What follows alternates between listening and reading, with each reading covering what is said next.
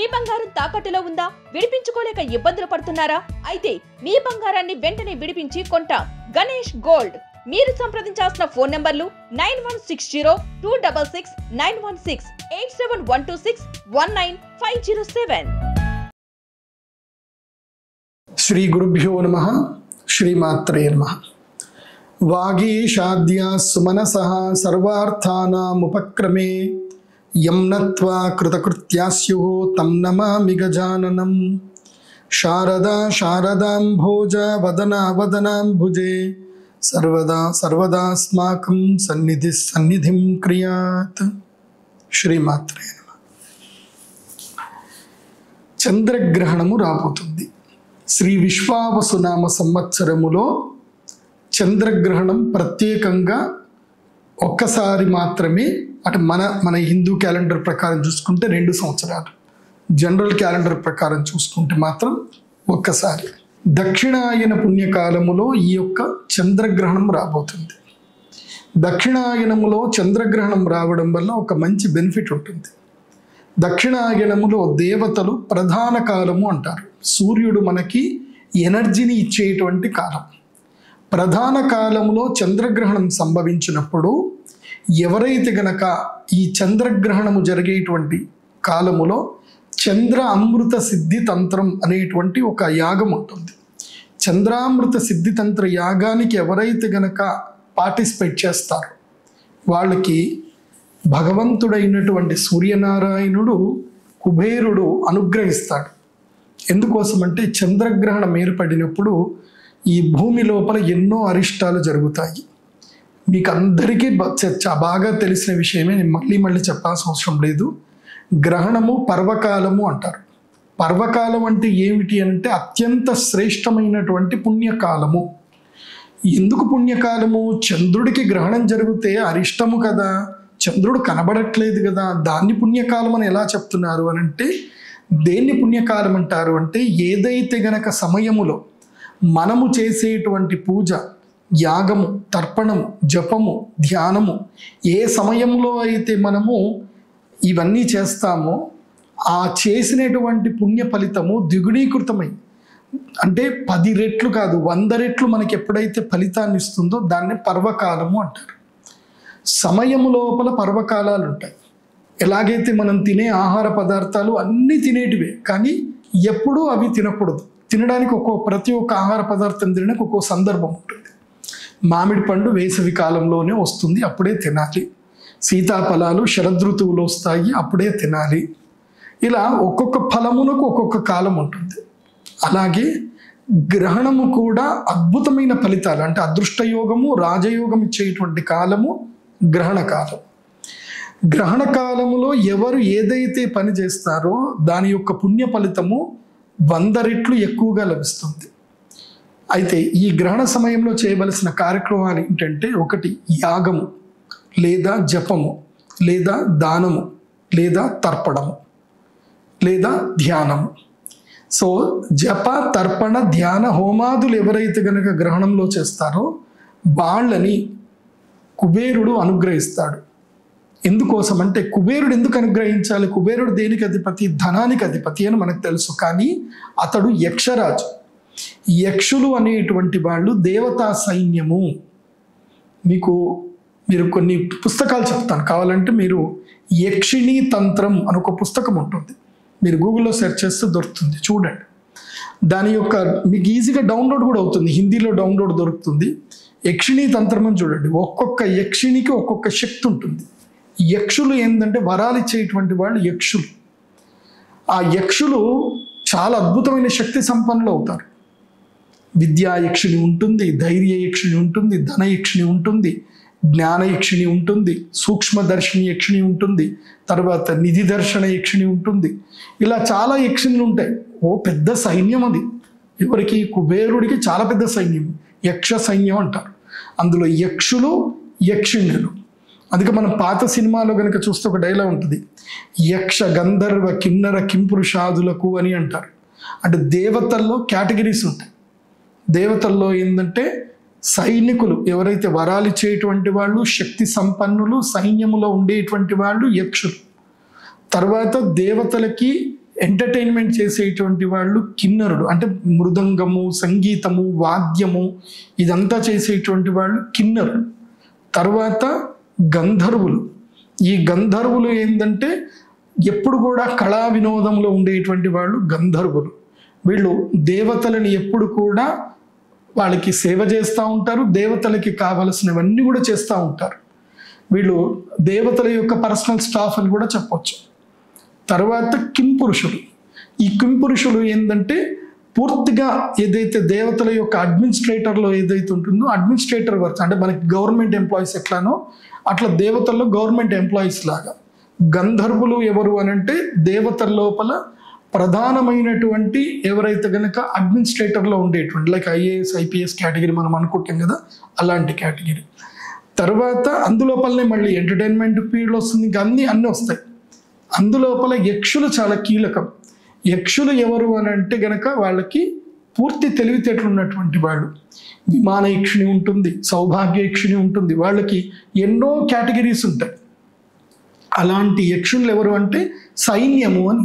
ఇప్పుడు మన దేశంలో కూడా సైన్యం కావాలి, భూమి మీద పోరాడే వాళ్ళు కావాలి, అలాగే ఆకాశంలో పోరాడే వాళ్ళు కావాలి, అలాగే సముద్రంలో నీళ్లలో పోరాడే వాళ్ళు కావాలి. కానీ దేవతలకి ఎలాంటి పోరాడే వాళ్ళు ఉంటారు అంటే పంచభూతాలను కూడా తమ ఆధీనం చేసుకునేటువంటి యక్షులు ఉంటారు. అలాంటి అద్భుతమైన యక్ష సైన్యము కుబేరుడిది యక్ష సైన్యం. అయితే మనకి తెలియదు, కానీ మనము చూస్తున్న ప్రపంచం వేరు, మనము చూడనటువంటి 12D డైమెన్షన్ వరల్డ్ ఉంటుంది. 12 డైమెన్షన్లతో వరల్డ్ ఉంటుంది, అది మన కంటికి కనబడదు. కానీ ఈ వరల్డ్లో 12D డైమెన్షన్లో ఎక్కడో ఒక చోట ప్రపంచం ఒకటి నడుస్తూనే ఉంటుంది. అలాగే యక్షులు కూడా ఎప్పుడు కూడా ఈ భూమిని భూత ప్రేతాల నుంచి, రాక్షసుల నుంచి, రాక్షసుల్లో కూడా కేటగిరీస్ ఉంటాయి, రాక్షసులు, పిశాచాలు, తర్వాత దానవులు, దాంట్లో కూడా కేటగిరీస్ ఉంటుంది. సో ఆ కేటగిరీస్ నుంచి కాపాడడానికి యక్షులు ఎప్పుడు కూడా సంచారం చేస్తూనే ఉంటారు. అలా సంచారం చేసే యక్షులకి ఒక బ్రేక్ టైం అవుతుంది, అంటే వాళ్ళ శక్తి మొత్తం క్షీణమైపోతారు, వాళ్ళు ఏం చేయలేకపోతారు. ఆ సమయం ఏంటో తెలుసా? గ్రహణం. అందుకే మీరు పాత గ్రంథాలు ఏవి చూసినా గ్రహణం చాలా కీలకం. దుష్ట శక్తులకి గ్రహణం చాలా కీలకం. అందుకే కొంతమంది ఏం చేస్తారు అంటే గ్రహణ సమయంలో సాధన చేస్తారు. అంటే కొన్ని రకాలైనటువంటి శక్తులు కావాలనుకున్నటువంటి, లైక్ శుద్ర శక్తులు ఏవైతే ఉంటాయో వాళ్ళు సాధన చేస్తారు. ఆ శుద్ర శక్తుల సాధన ఉంటుంది, అలాగే సాత్విక శక్తి సాధన కూడా ఉంటుంది. సాత్విక శక్తి సాధన అవ్వాలి అని అంటే ఏమిటంటే మనము ఈ యొక్క నేను చేసేటువంటి తంత్రం, నాకు తెలిసి అవి కూడా ఉంటాయి, శుద్ర క్రియలు కూడా చేసేటట్టుంది. సో కొంతమంది రురుభైరవ తంత్రం అని, కొంతమంది రురుభైరవ తంత్రం అని, రుద్రయామల తంత్రం అని చెప్పి, అవి శుద్ర శక్తులు కాదు, వామాచార శక్తులు కొన్ని ఉంటాయి. వాళ్ళు కొన్ని కేటగిరీలో చేస్తారు, అఘోరీస్ చేస్తారు. కొంతమంది నిధిని వెతుక్కునే ప్రయత్నం కూడా చేస్తారు. గ్రహణం వచ్చింది అని అంటే నిధి కాటుక పట్టేటువంటిది కూడా చేస్తారు కొంతమంది. సో చాలా విద్యలు ఉంటాయి. అవన్నీ మనం ఎంత తెలుసుకున్నా తక్కువ తెలుసుకుంటే మంచిది. ఎందుకోసం అంటే మనకు అంత అవసరం లేదు.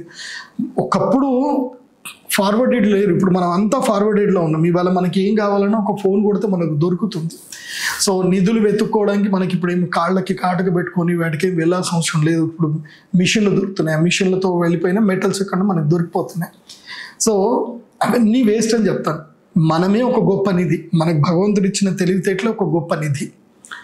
కాకపోతే ఆ నిధిని మనం సాధించలేకపోతున్నాం, మన శక్తిని మనం అద్భుతంగా వాడుకోలేకపోతున్నాం.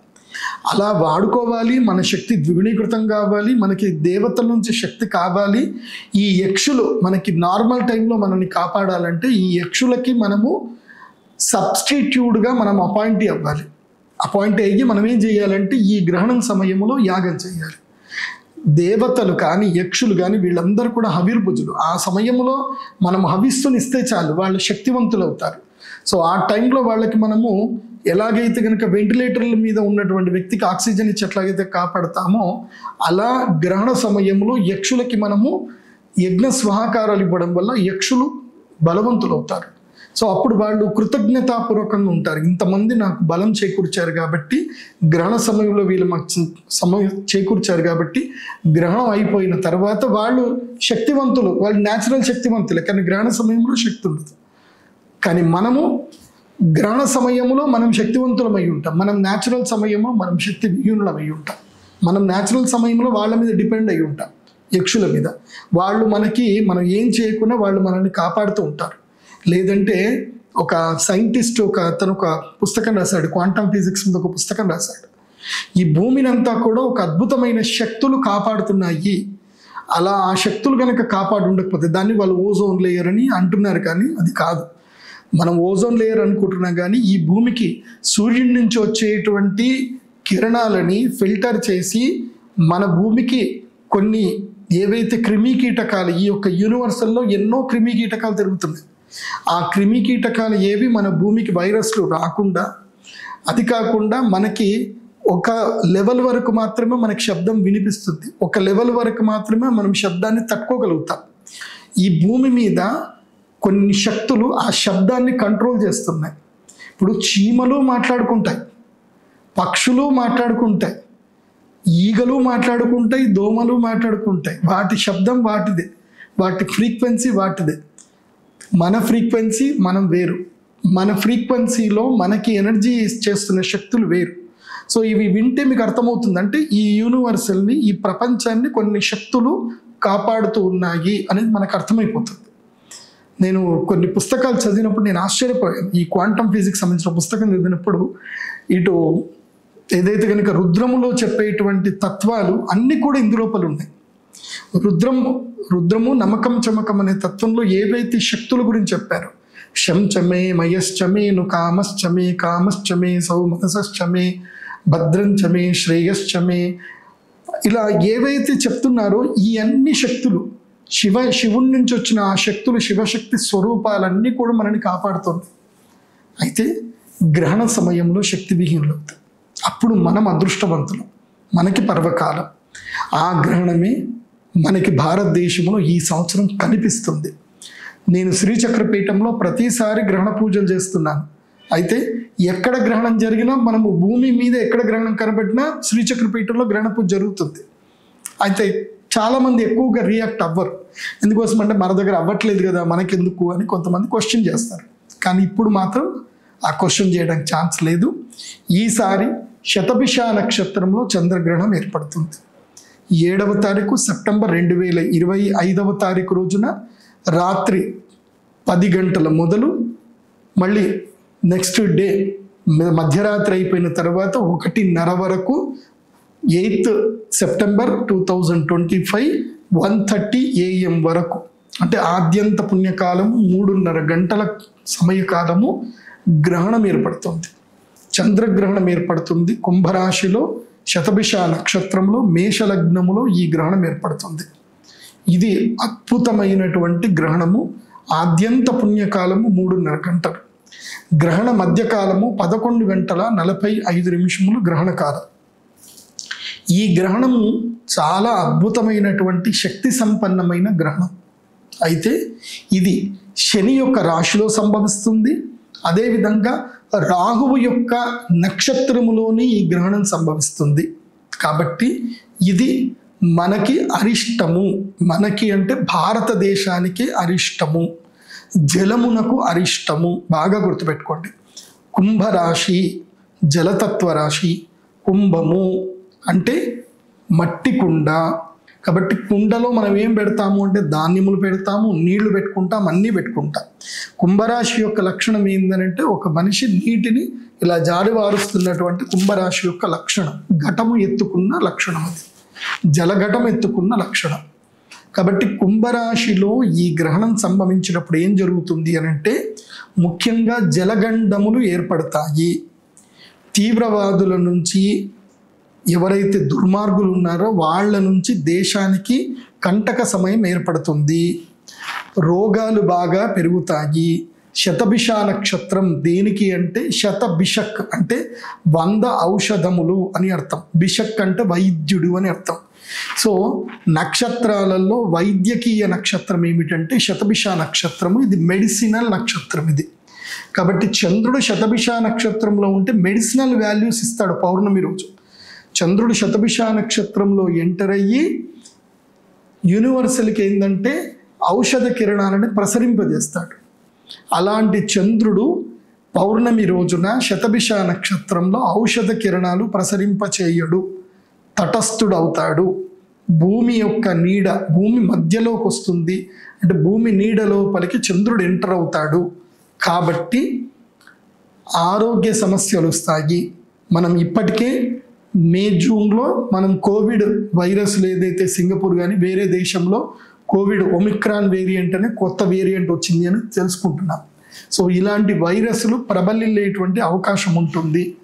అది కాకుండా దేశ సార్వభౌమత్వానికి కూడా కీడు జరిగే అవకాశాలు ఉంటాయి. దీన్ని మన సైనికులు సమర్థవంతంగానే ఎదుర్కొంటారని విశ్వసిద్దాము.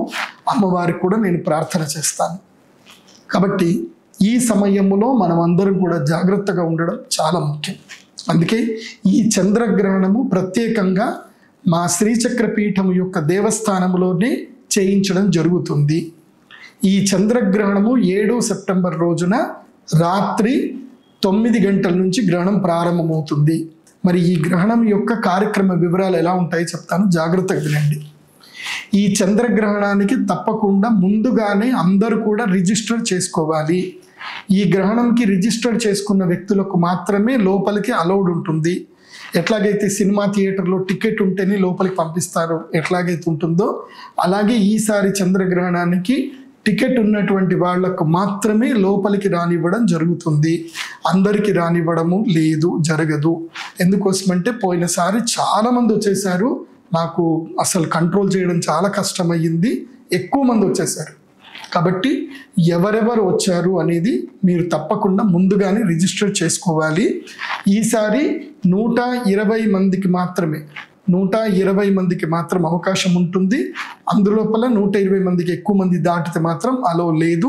ముందుగానే చెప్తున్నాం, 120 మందికి మాత్రమే అవకాశం ఉంటుంది. ముందుగానే అందరు కూడా బుక్ చేసి పెట్టేసుకోండి. నామినల్ ఫీజు ఉంటుంది, అది పే చేసేసి మీరు బుక్ చేసి పెట్టుకోండి. అండ్ మీరు శ్రీచక్రపీఠం వచ్చినాక అక్కడ మీరు క్యాష్ అనేది పే చేయాలి. సో ఈ గ్రహణము వివరాలు ఎలా ఉంటాయి, పూజా కార్యక్రమ వివరాలు ఎలా ఉంటాయి చెప్తాను, జాగ్రత్త వినండి. నంబర్ 1, ఈ గ్రహణానికి సంబంధించి మీరందరూ కూడా ముందుగానే బుక్ చేసుకోవాలి. సో ఎవరెవరికి ఈ గ్రహణం అరిష్టంగా ఉంది, ఎవరికి అధమ ఫలితాలు, ఎవరికి ఉత్తమ ఫలితాలని చెప్తాను. ఎలాగైతే గనక శంభాజీ మహారాజుకి తన అనుయాయులే ఆయన అడ్రస్ చెప్పి ఆయన మరణానికి కారణమయ్యారో, అలాగే దేశానికి సంబంధించిన నాయకులకు కూడా తమ అనుయాయులే మోసం చేస్తారు. అలాంటి సందర్భం ఇప్పుడు జరగబోతుంది. కాబట్టి నాయకులు, ప్రధానమైనటువంటి రక్షణ రంగంలో ఉండేటువంటి గొప్పవాళ్ళు తమ అనుయాయుల పట్ల చాలా అప్రమత్తంగా ఉంటే మంచిది. తర్వాత అత్యంత కీలకమైనటువంటి అరిష్టం ఎవరికి అనంటే, ఆయుష్ స్థానములో గనక గ్రహణం ఏర్పడితే 8వ స్థానంలో, అంటే ఆయుష్, దీర్ఘకాలిక రోగములు, మరణం జరిగేటువంటి స్థానం 8వ స్థానం. గ్రహణము తమ రాశి నుంచి 8వ స్థానంలో గనక జరిగితే వాళ్ళకి ఆరోగ్య నష్టము, తర్వాత మృత్యుగండాలు కూడా ఉంటాయి, ముఖ్యంగా జలగండాలు ఉంటాయి. సో ఎవరికి ఇది ఉంది అనంటే, కర్కాటక రాశికి ఈ చంద్రగ్రహణము ఆయుష్ స్థానంలో రాబోతుంది. కాబట్టి కర్కాటక రాశి వారికి అరిష్టం. కాబట్టి ఈ 4 రాశుల వాళ్ళు ఎవరైతే గనక, ఏ రాశుల వాళ్ళు అంటే చంద్రగ్రహణము 4 రాశులకి అరిష్టం. కుంభరాశి, మీనరాశి, వృశ్చిక రాశి, కర్కాటక రాశి, ఈ 4 రాశులకి ఈ చంద్రగ్రహణము అరిష్టప్రదము. కాబట్టి ఈ 4 రాశుల వాళ్ళు చంద్రగ్రహణం చూడకూడదు. వీళ్ళు గ్రహణ పూజ చేస్తున్నా సరే చంద్రగ్రహణాన్ని వీక్షించకూడదు. ఒకవేళ మీరు గ్రహణంకి వచ్చినప్పుడు మీ అందరికీ వచ్చి రాగానే రుద్రశూల స్పర్శ ఉంటుంది. కాబట్టి రుద్రశూల స్పర్శ చేసుకుంటే ఎవరికి ఏ అరిష్టం జరగదు. కాబట్టి శ్రీచక్రపీఠములోని ఎందుకు చంద్రగ్రహణ యాగం చేయాలి అని అంటే, అక్కడ మనకి ఒక శూలం ఉంటుంది, అదే మనల్ని రక్షిస్తుంది, అదే రుద్రశూలం. ఆ రుద్రశూలం ఉన్నన్ని రోజులు మనల్ని ఎవ్వరూ ఏమీ చెయ్యలేరు, ఏది జరగదు. కాబట్టి ఆ జగదంబ, ఆ శివుడు రుద్రశూలం మనల్ని సంరక్షిస్తుంది కాబట్టి రుద్రశూల స్పర్శ ఉంటుంది. అందరూ కూడా ఈ చంద్రామృత సిద్ధి తంత్రంలో యాగంలో అటెండ్ అవ్వాలి. ఈ 4 రాశుల వాళ్ళు మస్ట్ అండ్ షుడ్ అటెండ్ అవ్వాలి. ఇక ఈ చంద్రగ్రహణం వల్ల ఉత్తమమైనటువంటి ఫలితాలు ఎవరికి రాబోతున్నాయి? ఈ చంద్రగ్రహణంలో ఇప్పుడు గ్రహణం వస్తే అరిష్టం జరుగుతుంది అని అంటే లాభం కూడా జరగాలి కదా. అంటే వెలుగు ఉన్నప్పుడు నీడ ఉంటుంది, నీడ ఉన్నప్పుడు వెలుగు కూడా ఉంటుంది కదా. కాబట్టి 4 రాశులు మీన, కుంభ, వృశ్చిక, కర్కాటక రాశి వారికి అరిష్టమవుతే గనక ఉత్తమ ఫలితాలు 4కు ఉంటాయి. ఆ 4 ఎవరు అని అంటే ధైర్య స్థానములో గ్రహణం జరగబోతుంది.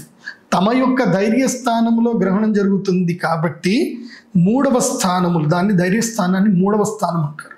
తమ జన్మస్థానం నుంచి 3వ స్థానంలో గ్రహణం జరిగితే వాళ్ళకి ధైర్య సాహసాలు సిద్ధిస్తాయి. ఎప్పుడు? ఈ యాగం చేస్తే. యాగం చేయడం వల్ల వాళ్ళకి యక్షులు ధైర్యాన్ని, శక్తిని, సాహసాన్ని ఇస్తారు. కాబట్టి ధనస్సు రాశి వారికి ఈ గ్రహణము ధైర్యప్రదము, శక్తిప్రదము. కాబట్టి ధనస్సు రాశి వారు ధైర్య సాహసాలు, శక్తి పొందాలన్నా, ఎనర్జీస్ పొందాలి అన్నా ఈ యొక్క గ్రహణ సమయంలో తప్పకుండా యాగములో అటెండ్ అవ్వాలి. కాబట్టి ధనస్సు రాశి అంటే ఏమిటి? మూలా నక్షత్రము, అదేవిధంగా పూర్వాషాఢ నక్షత్రము, ఉత్తరాషాఢ నక్షత్రము, 1వ పాదము, వీళ్ళందరూ కూడా ఈ గ్రహణంలో పార్టిసిపేట్ చేస్తే మంచిది. వాళ్ళకి ధైర్య సాహస సిద్ధి లభిస్తుంది. స్టార్టప్ బిజినెస్లు ఎవరైతే పెట్టాలనుకుంటున్నారో వాళ్ళకి ఇది బాగా ఉంటుంది. రక్షణ రంగంలో ఎవరైనా జీవితంలో పొందాలి, రక్షణ రంగంలోకి వెళ్ళాలి, పోలీస్ జాబ్ రావాలి, మిలిటరీలో జాబ్ రావాలి, DRDOలో జాబ్ రావాలి అనుకునే వాళ్ళు ఉంటారు కదా, వాళ్ళకి ఆ ధనుసు రాశి వాళ్ళకి అంటే ఈ ఆలోచన ఉండి ధనుసు రాశి అయ్యి ఉంటే కనుక వాళ్ళకి ఇది బాగా కలిసి వస్తుంది.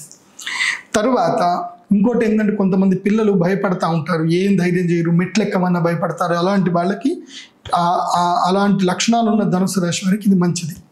ఇక కన్యా రాశి వారికి శత్రుస్థానములో ఈ గ్రహణం జరగబోతుంది.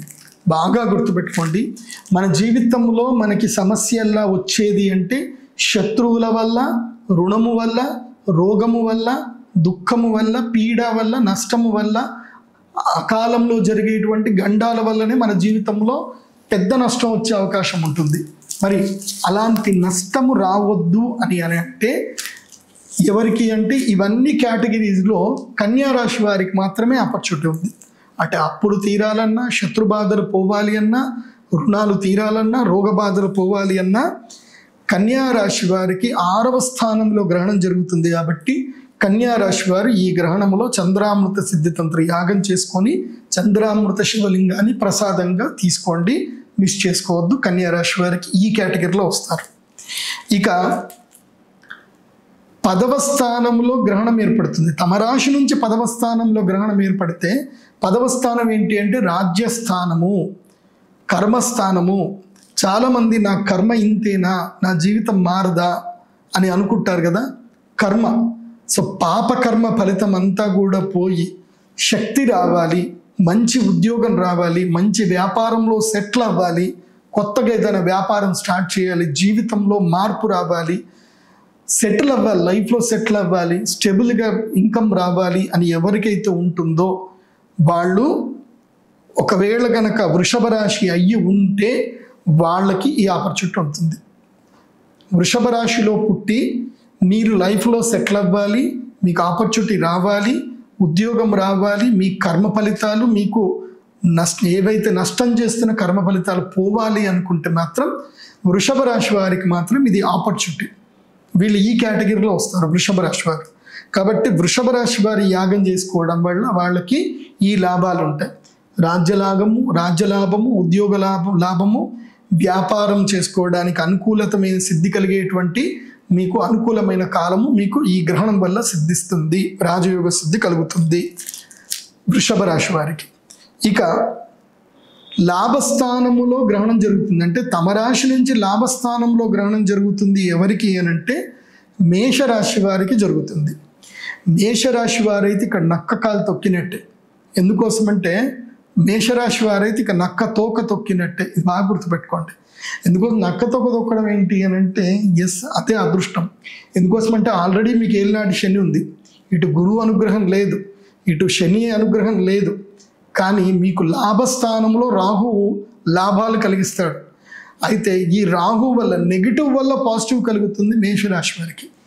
లాభస్థానంలో గ్రహణం జరుగుతుంది అంటే ఇది ఏంటంటే కనుక మనం వీడియో గేమ్ రాయేటప్పుడు మధ్యలో మనకు ఒక షీల్డ్ వస్తుంది కదా, ఏం చేసినా సరే మనకి ఏమీ జరగదు అన్నట్టు ఒక ప్రొటెక్షన్ షీల్డ్ వస్తుంది కదా, అలా ఈ మేషరాశి వారికి 48 రోజులు ప్రొటెక్షన్ షీల్డ్ ఉంటుంది. వీళ్ళకి అద్భుతమైన లాభాలు కలుగుతాయి, అదృష్టం కూడా సిద్ధిస్తుంది. కాబట్టి మేషరాశి వారు సెప్టెంబర్ 7వ తారీఖు నుంచి నవంబర్ 30వ తారీఖు వరకు మీకు అదృష్ట సమయం.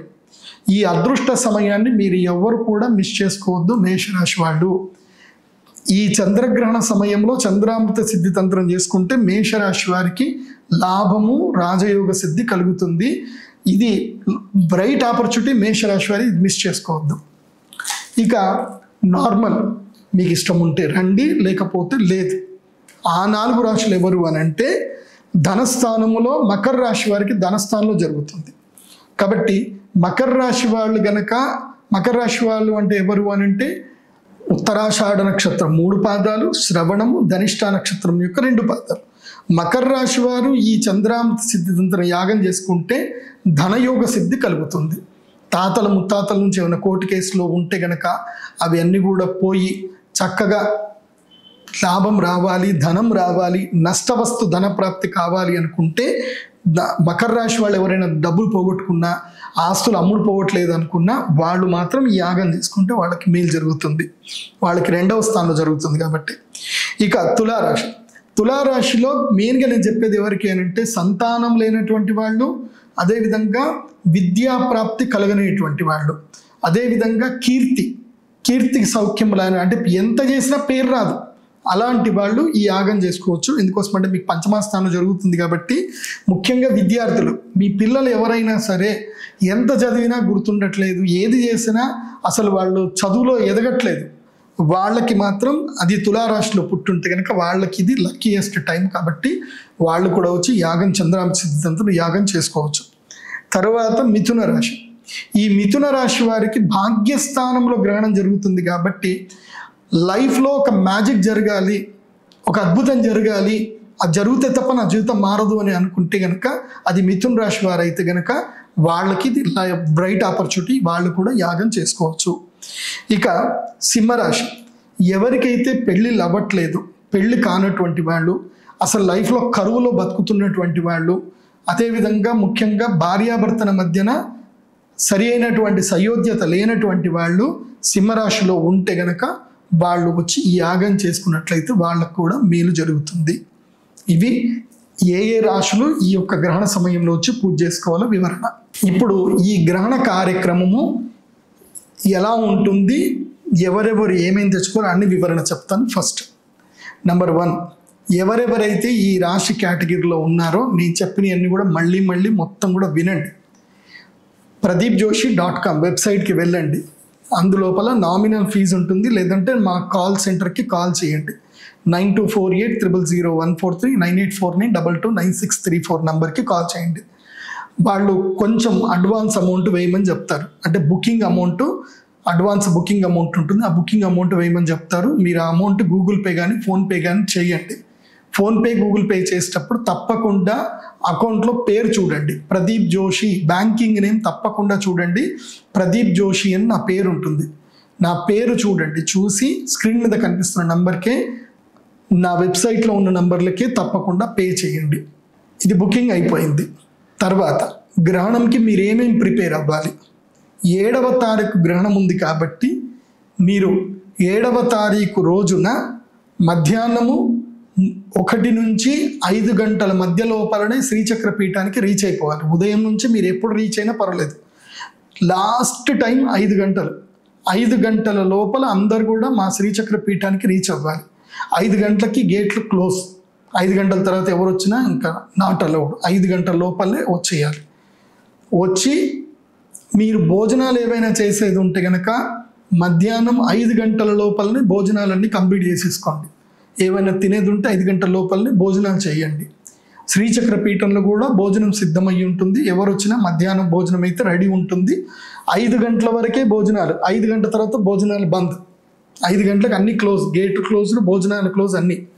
5 గంటల నుంచి 7 గంటల వరకు 8 గంటల వరకు రిజిస్ట్రేషన్స్ ఉంటాయి. రిజిస్ట్రేషన్స్ అయినటువంటి అంటే అమౌంట్ పే చేయాలి.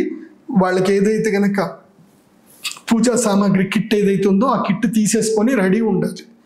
తర్వాత ఏం చేయాలి, ఫస్ట్ పేమెంట్ చేసుకోవాలి, తర్వాత పూజా సామాగ్రి కిట్ తీసుకోవాలి, తర్వాత పంతులు గారి దగ్గరికి వెళ్ళాలి. అక్కడ అమ్మవారి దగ్గర శ్రీచక్రం ఉంటుంది, శ్రీచక్రం దగ్గర అయ్యగారులు ఉంటారు. వెళ్ళి మీ గోత్రనామాలన్నీ కూడా చెప్పి సంకల్పం చేసుకోవాలి.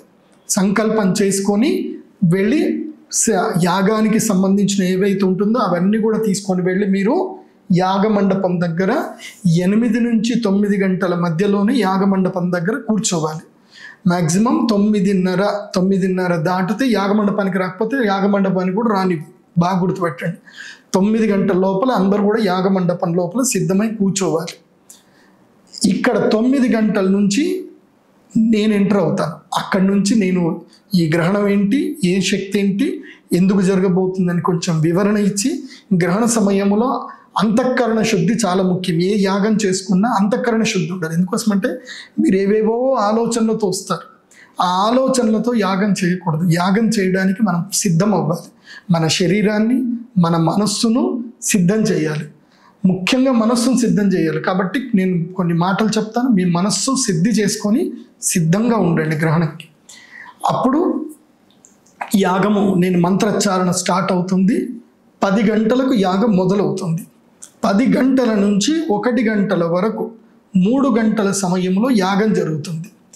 ఈ సమయంలోనే యంత్ర పూజ ఉంటుంది, స్వాహాకారం ఉంటుంది, చంద్రామృత సిద్ధితంత్రం సంబంధించిన చంద్రామృత శివలింగ పూజ ఉంటుంది. అంతా ఈ 3 గంటల కాలంలోనే ఉంటుంది. ఇది 10 నుంచి 1 గంట కాలంలో. అందులో స్వాహాకారాలకు 1 గంటన్నర సమయం పడుతుంది. కాబట్టి దీనికి మీరు సిద్ధం అయి ఉండాలి. యంత్ర పూజ ఉంటుంది కాబట్టి వీటన్నిటికీ సిద్ధం అయి ఉండాలి. యంత్ర పూజ 10 నుంచి 11 గంటల వరకు యంత్ర పూజ, శివలింగ పూజ. 10 గంటల నుంచి 12 గంటల వరకు స్వాహాకార తర్పణము, 1 గంటల వరకు స్వాహాకారాలు, తర్పణం ఇవన్నీ కూడా ఉంటాయి. 1:30కి గ్రహణం అయిపోతుంది. గ్రహణ విమోచనం అవ్వగానే అందరం కూడా చూసి దండం పెడతాం. గ్రహణ విమోచనాన్ని చూసి దండం పెడతాం. దండం పెట్టిన తర్వాత గ్రహణ విమోచనం అయిన తర్వాత అక్కడి నుండి మీ అందరికీ కార్లకు ఎవరైతే కనుక నంబర్లు మేము ఇస్తాం, 1, 2, 3, 4 అని నంబర్ ఇస్తాం. ప్రతి కారుకి మా శ్రీచక్ర పీఠానికి సంబంధించిన స్టిక్కర్ అతకబెడతాం. ప్రతి ఒక్క కారుకి జెండా ఇస్తాం. కారు ఉంది అంటే ఒక జెండా ఇస్తాం. ఆ జెండా మీ కారు కట్టేసుకోవాలి.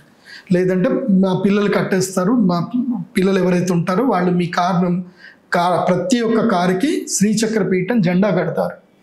సో మనం ఇక్కడ ఏం చేస్తామంటే గ్రహణం 1:30కి అయిపోతుంది. 1:30కి గ్రహణం అయిపోగానే ఒక 15 నిమిషాలు రెస్ట్.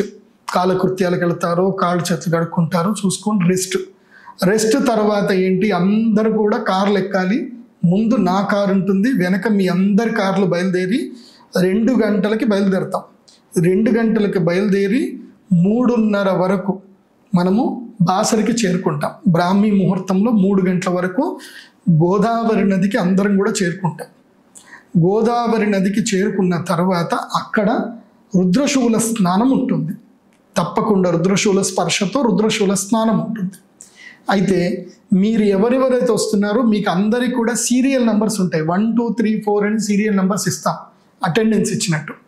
మీరు ఆ అటెండెన్స్ ప్రకారమే రావాలి తప్ప, సీరియల్ ప్రకారమే రావాలి తప్ప గుంపులుగా వస్తే మాత్రం నడవదు. లాస్ట్ టైం ఇట్లనే అందరు గుంపులు వచ్చారు. నాకైతే భయమైంది. నీళ్లు కొంచెం తక్కువనే కాబట్టి నయమైంది. కానీ ఒకళ్ళ మీద ఒకళ్ళు పడిపోయి ఎవరెక్కడ మునిగిపోతారేమో, తొక్కిసలాట అవుతుందో భయపడ్డా. సో ఈసారి తొక్కిసలాటకి ఆస్కారం లేదు. వాళ్ళకి మెడలో నంబర్లు ఇస్తాము. ఆ నంబర్లను బట్టే వాళ్ళు నిల్చోవాలి. వాళ్ళ సీరియల్ నంబర్లు కేటగిరైజ్ ఇస్తాం. ఆ కేటగిరీ నంబర్ల ప్రకారమే వాళ్ళు నిల్చోవాలి. సో మీకు ఏదైతే నంబర్లు ఇస్తామో సీరియల్గా అదే నంబర్ ప్రకారం నిల్చోవాలి. First come first serve. ఎవరైతే ఫోన్ చేసి మొదలు బుక్ చేసుకున్నారో వాళ్ళకి నంబర్ ఇచ్చేస్తాం. మేము గూగుల్ షీట్లో ఎంటర్ చేసుకుంటాం, ఎక్సెల్ షీట్లో. మీరు ఫస్ట్ పేమెంట్ చేశారు, బుక్ చేశారు అంటే మీ నంబర్ 1, 2, 3, 4 వచ్చేస్తుంది. సో ఒక 100 మందికి మాత్రమే అవకాశము. మ్యాక్సిమం ఇంకో 20 మందికి ఎక్స్టెండ్ ఇవ్వగలుగుతాం, కానీ అంతకుమించి అయితే ఎక్కువ మందికి ఇవ్వలేము. ఎందుకోసం అంటే మా దగ్గర అంత ప్లేస్ లేదు కాబట్టి శ్రీచక్ర పీఠంలో జరిగే ఈ యాగానికి అందరు ఇట్లా బుక్ చేసుకోవాలి. మీ సీరియల్ నెంబర్ కూడా నోట్ చేసి పెట్టుకోవాలి. ఫస్ట్ కమ్ ఫస్ట్ సర్వ్ అంతే ఉంటుంది. ఇక ప్రిపరేషన్స్ ఏంటి, ఏమేమి తెచ్చుకోవాలి? ఈ గ్రహణంకి వచ్చేటప్పుడు 1 కిలో నల్ల నువ్వులు తెచ్చుకోవాలి. తర్వాత 3 కిలోల ఆవు నెయ్యి తెచ్చుకోవాలి. 3 కిలోలు ఆవు నెయ్యి తెచ్చుకోవాలి. తర్వాత వీలు చేసుకొని మరి వెండి సర్పం 2 వెండి సర్పాలు తెచ్చుకోవాలి. 2 వెండి సర్పాలు, అట్లాగే ఒక బిళ్ళ, వెండి బిళ్ళ ఒకటి తెచ్చుకోవాలి. 10 గ్రాముల బిళ్ళ, చంద్రుడి యొక్క మోము ఉంటే 10 గ్రాముల బిళ్ళ తెచ్చుకోవాలి.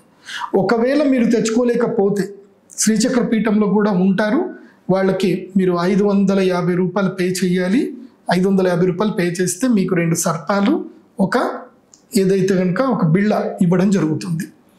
అవి తీసుకొని ఏం చేయాలి అని అంటే, మీరు బ్రాహ్మణులకి దానం చేసేది ఉంటుంది అక్కడ. అవి అక్కడనే మీరు దానం చేయాలి, శ్రీచక్రం దగ్గర దానం చేయాలి. కాబట్టి ఈ దానం ఏదైతే ఉందో, ఈ డబ్బులు ఏదైతే ఉన్నదో, ఇది ఋత్వికులకే ఇవ్వడం జరుగుతుంది.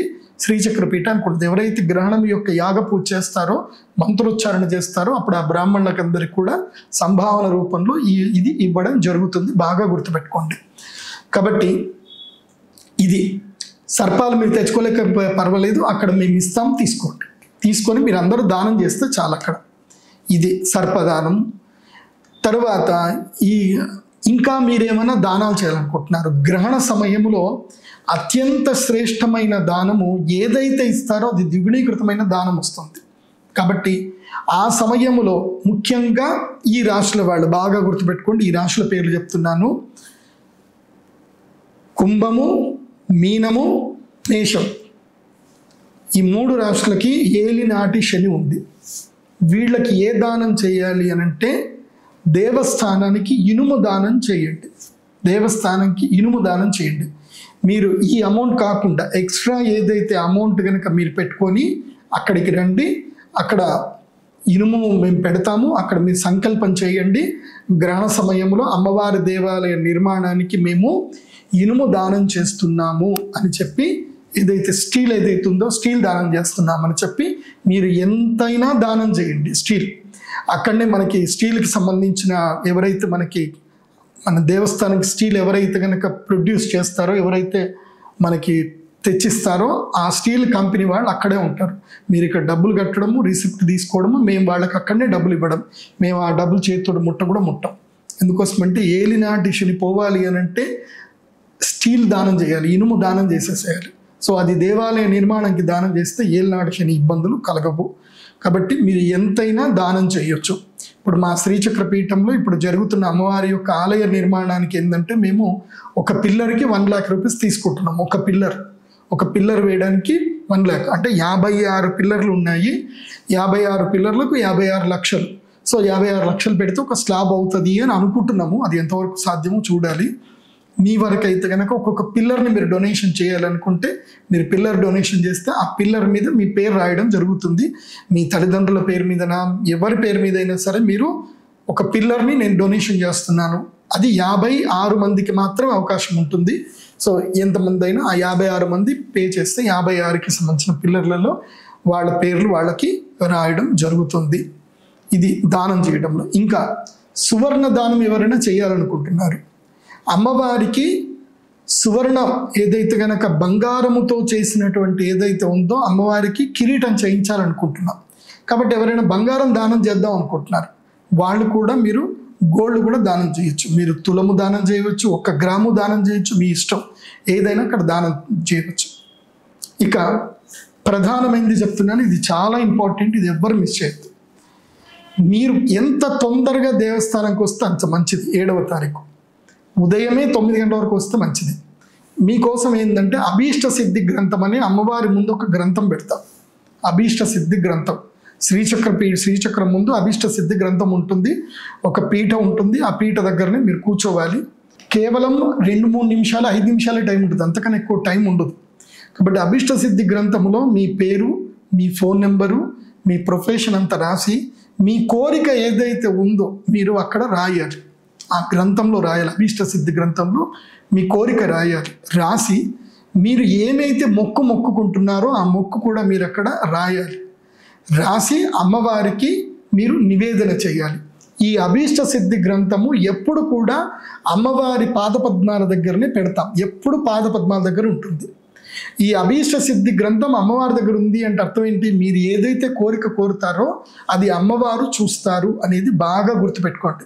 కాబట్టి అభీష్ట సిద్ధి గ్రంథంలో మీరు రాయడానికి ప్రిపేర్ అయ్యి రండి. చాలా తక్కువగా రాయాలి. 10 లైన్లు మాత్రం రాయండి. మనిషికి ఒక పేజ్ అయితే ఉంటుంది. మీ మొక్కు అక్కడ రాయండి. మళ్ళీ మీకు మా శ్రీచక్రపీఠం నుంచి ఎవరు ఫోన్ చేయరు. పలానా మొక్కున్నారు కదా, మీకు మొక్కు తీరిందా, మీకు ఇది జరిగిందా. మా శ్రీచక్రపీఠం నుంచి మీకు ఫోన్లు రావు. అలా ఫోన్ వస్తే అది ఫ్రాడ్ కాల్ అని అర్థం చేసుకోండి. మేము ఎప్పుడు కూడా అవుట్ గోయింగ్ కాల్ చెయ్యము. మీకు పేమెంట్ చేయండి, గురువుగారు అవి పంపించమన్నారు, ఇవి పంపించన్నారు. నా దగ్గర అలాంటి వ్యవహారాలు ఉండవు. మా శ్రీచక్రపీఠానికి ఎవరు వచ్చినా వాళ్ళకి వాళ్ళు ఏదైనా ఇవ్వాలి తప్ప మేము ఫోన్ చేసి ఎప్పుడు కూడా డిమాండ్ చెయ్యము. గుర్తుపెట్టుకోండి. కాబట్టి ఈ చంద్రగ్రహణానికి ఈ రాశుల వాళ్ళు నేను చెప్పిన విధంగా ప్రిపేర్ అయ్యి రావాలి. అండ్ 4 జతల బట్టలు తెచ్చుకోండి. వచ్చేటప్పుడు ఏదైతే దుస్తులు తెచ్చుకుంటారో ఆ దుస్తులు పక్కన పెట్టేసి స్నానం చేయడానికి దుస్తులు పెట్టుకోండి. స్నానం చేసిన తర్వాత మళ్ళీ పూజ చేయడానికి మంచి కాటన్ వస్త్రాలు కానీ, పట్టు వస్త్రాలు కానీ, మంచి లుంగి, ధోతి, చీర, తర్వాత మల్లె పువ్వులు కానీ పెట్టుకోకూడదు. అలా వచ్చి గ్రహణ పూజని కూర్చోవాలి. బాగా గుర్తుపెట్టుకోండి. తర్వాత ఈ వచ్చేటువంటి వాళ్ళు ఇవి తెచ్చుకోండి. ఎందుకోసం అంటే మళ్ళీ అక్కడ గోదావరి నదిలో స్నానం అయిపోతుంది. స్నానం అయిన తర్వాత మళ్ళీ స్నానం చేసిన బట్టలు అక్కడ పాడేయకండి. ప్లాస్టిక్ కవర్ పెట్టుకోండి. బట్టలన్నీ పిండండి. మళ్ళీ ఆ ప్లాస్టిక్ కవర్లో బట్టలు పెట్టుకోండి. ఇంటికి వెళ్ళి ఉతుక్కొని ఆరేసుకోండి. మళ్ళీ ఆ బట్టలు వేసుకోవచ్చు. ఎట్టి పరిస్థితుల్లో బట్టలు ఎక్కడ పడితే అక్కడ పాడేయొద్దు. గ్రహణ సమయంలో చేసిన పూజకి సంబంధించిన బట్టలు ఎట్టి పరిస్థితుల్లో ఎక్కడ పాడేయొద్దు. అది మీ దగ్గరనే ఉంచుకోవాలి. బాగా గుర్తుపెట్టుకోండి. స్నానం చేసిన తర్వాత మళ్ళీ ఫ్రెష్గా మంచి బట్టలు కట్టుకోవడం చూసుకోండి. ఎందుకోసం అంటే 4-5 గంటల వరకు స్నానం అయిపోతుంది. కాబట్టి అక్కడి నుంచి అందరూ కూడా ఏం చేయాలంటే బాసర సరస్వతి అమ్మవారి యొక్క దేవాలయానికి వెళ్ళి అందరూ సరస్వతి అమ్మవారి దర్శనం చేసుకోండి. దర్శనం చేసుకొని వచ్చిన రూట్లోనే మళ్ళీ అందరూ కూడా శ్రీచక్రపీఠానికి రావాలి. వచ్చి భోజనం చేసి వెళ్ళాలి. భోజనంకి వస్తున్నావా లేదా అనేది కూడా మొదలు మీరే ఇన్ఫర్మేషన్ ఇవ్వాలి. అక్కడ మా పిల్లలు అడుగుతారు, మీరు గ్రహణంకి అయిపోయిన తర్వాత బాసర సరస్వతి అమ్మవారి దర్శనం చేసుకుని అటు నుంచి అటు వెళ్ళిపోతారంటే వెళ్ళిపోండి. లేదు అంటే భోంచేసి వెళ్ళిపోతారంటే భోంచేసి వెళ్ళండి. అయితే ఈ గ్రహణ సమయంలో నేను ఎవరితో మాట్లాడడం కుదరదు. నాకు అలసట ఎక్కువ అవుతుంది కాబట్టి నేను ప్రిపరేషన్స్ అన్నీ వేసరికి అలసిపోతుంది కాబట్టి నేను అందరితో మాట్లాడలేను. కాబట్టి ఎవరెవరైతే కనుక ఈ గ్రహణంకి పూజకి వాళ్ళకి ఒక ఫామ్ ఇస్తామో ఆ ఫామ్ మొత్తం ఫిల్ చేసుకొని నాకు ఇస్తే నేనే మీ అందరికీ ఫోన్ చేసి వాయిస్ కాల్లో తర్వాత నిదానంగా మాట్లాడతాను. కాబట్టి అక్కడ నాతో మాట్లాడాలని కానీ దయచేసి నాకు ఇబ్బంది పెట్టొద్దు. ఎందుకోసం అంటే నేను మొదటి నుంచి డే 1 అంటే ఉదయం 12 గంటల నుంచి నేను ఈ ప్రిపరేషన్లోనే ఉంటాను. ఇదేం చేయాలి, అదేం చేయాలి. సో నేను అలసిపోయి ఉంటాను కాబట్టి ఎక్కువసేపు మాట్లాడలేను. బట్ మోస్ట్ ఆఫ్ నాకు శక్తి ఉంటే కనుక అందరికీ 1 minute టైం ఇస్తాను. కాబట్టి టైం తీసుకోండి.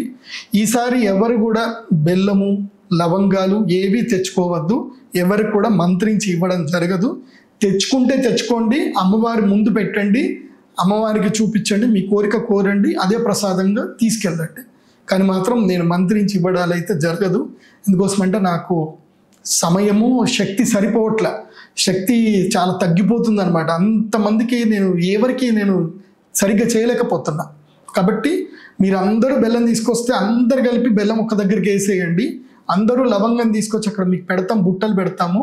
బెల్లము, లవంగము, తెల్ల ఆవాలు ఎవరైతే తెచ్చుకున్నారో అందరూ కూడా పెట్టేసుకోండి. అక్కడ అమ్మవారి ముందు మొత్తం బుట్టలు పెడతాం, బుట్టలో వేయండి. నేను మంత్రించి వాటి మీద మంత్ర ప్రోక్షణ జలం జల్లుతాను. తర్వాత మా పిల్లలు మీకు అందరికీ అవి ఇవ్వడం జరుగుతుంది, ప్రసాదంగా ఇవ్వడం జరుగుతుంది. సో నేనే ఇస్తాను ప్రసాదం, నా చేతి మీకే ఇస్తాను. బెల్లము, లవంగాలు ఏవైతే తెల్లవాళ్ళు ప్రసాదంగా నా చేకించి ఇస్తాను. అప్పుడు లైన్కి వచ్చి అందరూ తీసుకోండి. కాకపోతే సపరేట్గా అయితే మంత్రించి ఇవ్వడం జరగదు. అందరూ మీరు తెచ్చిన బెల్లము, లవంగాలు, అదేవిధంగా తెల్ల ఆవాలు ఇవి ఎవరెవరైతే తెస్తారో అక్కడ బుట్టలు పెడతాం, బుట్టలో మొత్తం వేసేసేయండి అంతే, దానికి మించి ఇంకోటి లేదు. నేను మంత్రించి మంత్రప్రోక్షణ ఒకటేసారి మంత్రిస్తాను. వచ్చిన ప్రతిసారి ప్రతి ఒక్కరికి మంత్రించేసరికి నాకు చాలా శక్తిహీనమైపోతుంది కాబట్టి నేను అలా మంత్రించి ఇస్తాను. అప్పుడు అందరూ లైన్గా రండి, అందరికి ఇవ్వడం జరుగుతుంది. అలాగే ఈ గ్రహణ సమయంలో ప్రత్యేకంగా తేనె తమలపాకుతో ఒకటి ఇవ్వడం జరుగుతుంది. వచ్చేటప్పుడు అందరూ 100 తమలపాకులు తీసుకొని రండి. సో తమలపాకులు తీసుకొని వస్తే నేను తమలపాకులు మంత్రించి తేనె ఇచ్చి నా చేతితోటి ఇస్తాను. అమ్మవారికి తేనెతో అభిషేకం చేస్తాం కాబట్టి సో ఆ తేనె అందరికీ కూడా ప్రసాదంగా వస్తుంది కాబట్టి తేనె తమలపాకు ఇస్తాము, లవంగం పెట్టిస్తాం. అది ఒక్కటి గ్రహణ సమయంలో కనుక గ్రహణం అయిపోయిన తర్వాత తింటే దాని ఎనర్జీసే వేరు అద్భుతంగా ఉంటుంది. కాబట్టి అది అందరూ కూడా మీ దగ్గరికే తెచ్చిస్తారు. ఎవరు కూడా క్రౌడ్లో ఇబ్బంది పడాల్సిన అవసరం లేదు. సో ఇది చంద్రగ్రహణానికి సంబంధించిన వివరణ. సర్వే జనా సుఖినో భవంతు. శ్రీమాత్రే నమః.